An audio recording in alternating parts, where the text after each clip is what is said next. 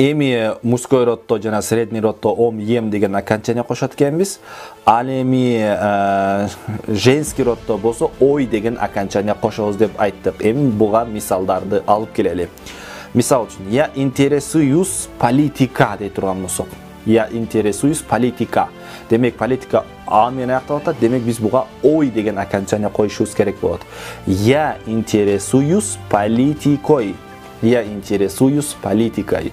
Мисал үчүн мен техникага кызыгам деп айта турган болсок, я интересуюсь техника а менен аякталып атат. Демек ой деген окончание кошобуз. Я интересуюсь техникой.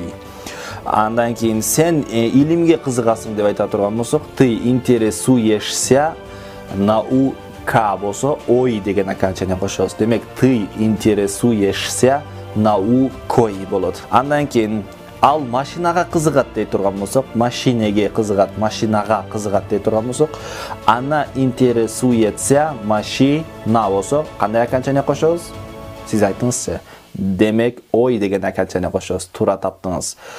Она интересуется машиной. Ал машинага кызыгат болот.